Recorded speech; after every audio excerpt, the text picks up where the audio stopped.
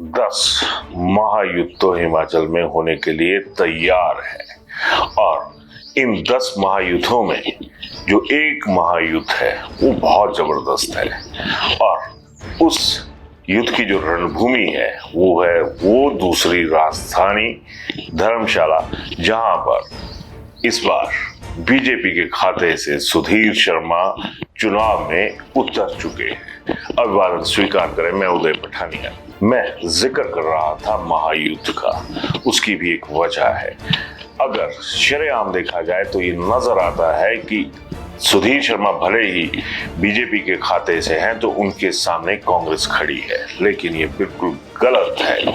हकीकत ये है कि यहाँ पर मुख्यमंत्री सुखविंदर सिंह सुक्खू और सुधीर शर्मा के बीच में युद्ध हो रहा है और इसके जो नतीजे होंगे वो भी इन दोनों नेताओं के कद में कटौती या बढ़ोतरी करने वाले हर हाल में साबित होंगे। अल्फाबेटिकली देखा जाए तो एस से सुखविंदर सिंह सुक्खू और एस से ही सुधीर शर्मा, यानी दोनों नाम राशि माने जा सकते हैं। ज्योतिष का तो ज्यादा ज्ञान नहीं है मुझे, लेकिन अगर मोटे तौर पर देखा जाए तो ये नाम राशि ही नजर आते हैं, लेकिन दोनों की तबीयत और नीयत, इन दोनों में भी तगड़ा फर्क है, या फिर ये भी कह सकते हैं कि तगड़ी समानता भी इन दोनों में है।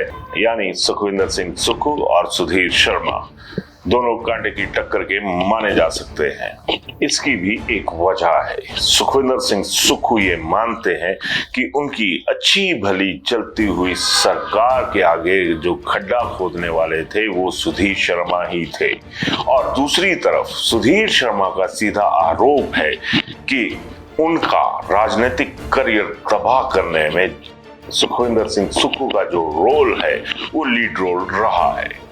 यानी दोनों एक दूसरे को अपनी अपनी जिंदगी का, सियासत की जिंदगी का सबसे बड़ा खलनायक मानते हैं।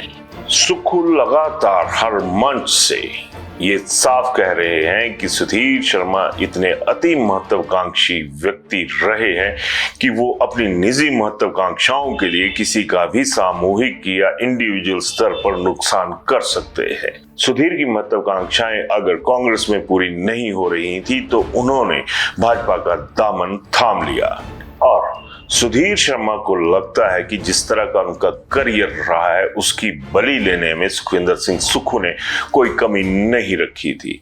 लेकिन अब जो हालात हैं वो बहुत जबरदस्त तरीके से सामने निकल कर आते हुए नजर आ रहे हैं, और इन हालात में दोनों की, सुखविंदर सिंह सुक्खू और सुधीर की, यही कोशिश है कि एक दूसरे को जितना तबाह किया जा सके किया जाए, भले ही इसकी कोई भी कीमत चुकानी पड़े।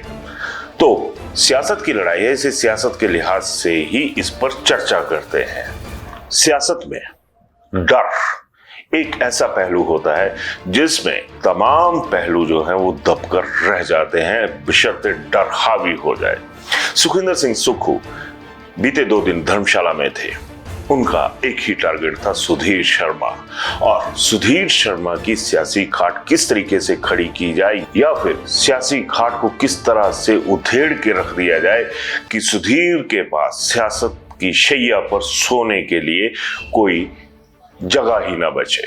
ये पहली दफा नहीं है कि धर्मशाला जो है वो उपचुनाव में आया है, इस बार सियासत की वजह है। इससे पहले भी एक उपचुनाव हुआ था जब निवर्तमान सांसद किशन कपूर को दिल्ली भेजा गया था, वो सांसद चुन लिए गए थे। उसके बाद भी यहाँ पर विधानसभा का उपचुनाव हुआ था।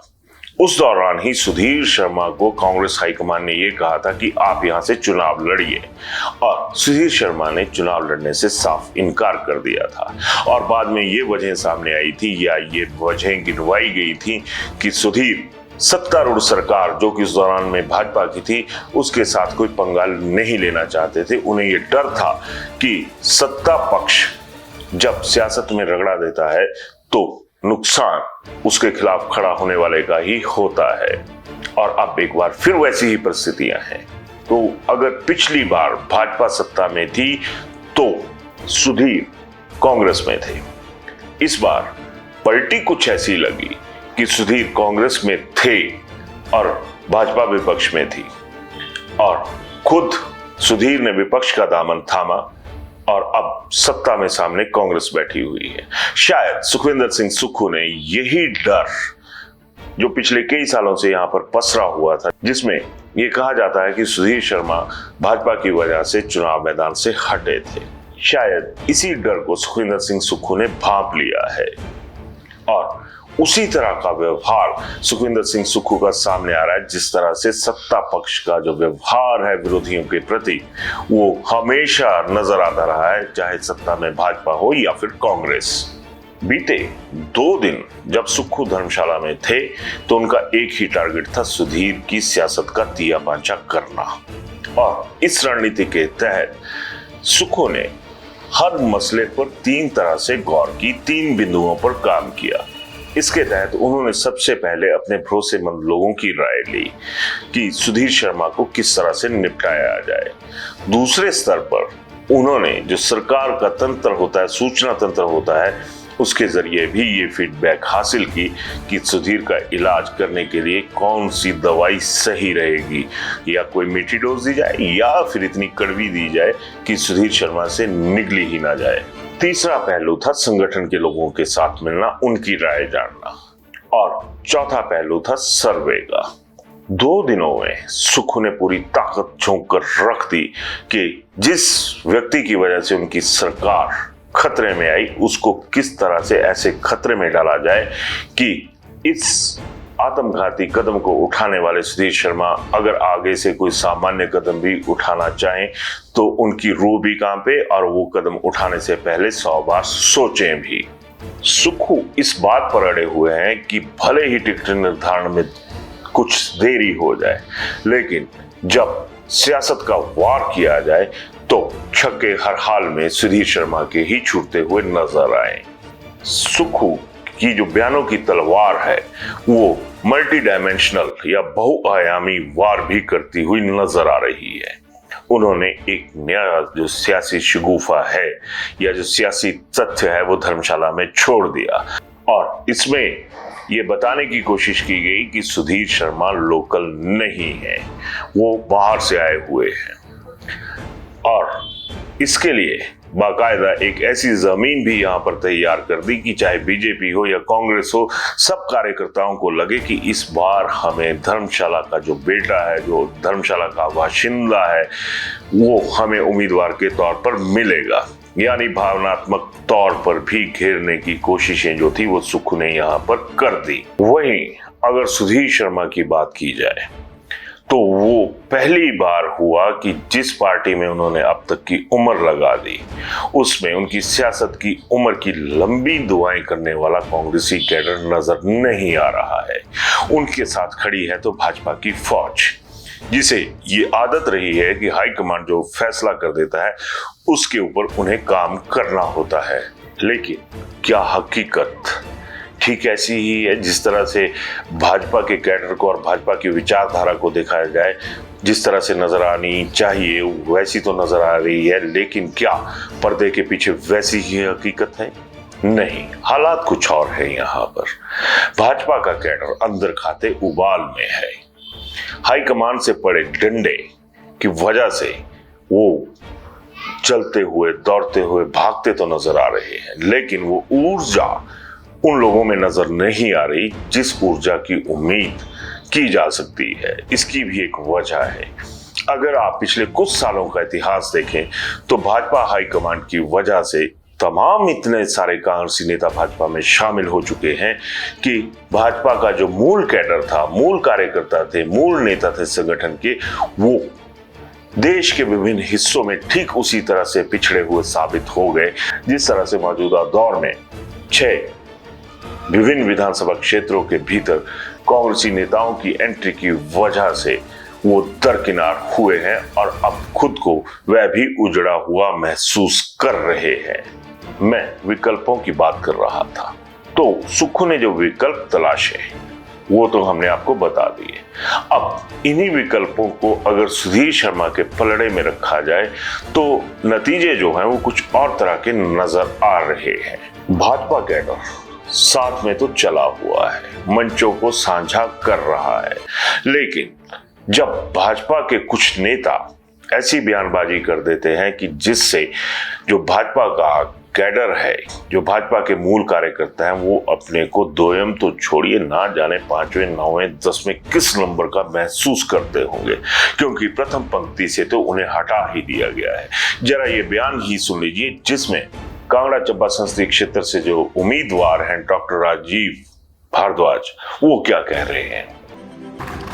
तो सुना आपने, डॉक्टर राजीव ने पोस्टमार्टम करके रख दिया।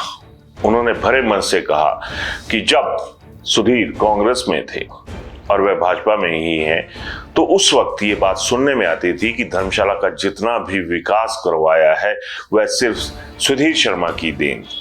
और अब आप जरा अंदाजा लगाइए कि जब ऐसे बयान दिए जाएंगे तो जो भाजपा का आम कार्यकर्ता है उसकी सोच पर क्या असर पड़ेगा, क्योंकि सुधीर शर्मा के आने से पहले ये वही धर्मशाला है जहां पर किशन कपूर भी ये दावे करते रहे हैं कि मैंने विकास करवाया। उनके बाद 2.5 साल के लिए करीबन विधायक रहे विशाल नहरिया भी ये कहते हैं कि हमने विकास करवाया।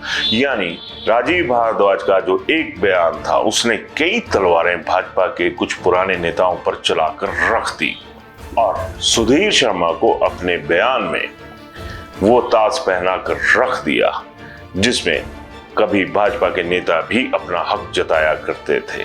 खैर, इस तरह के बहुत से पहलू हैं जो कि जमीनी स्तर पर हो रहे हैं।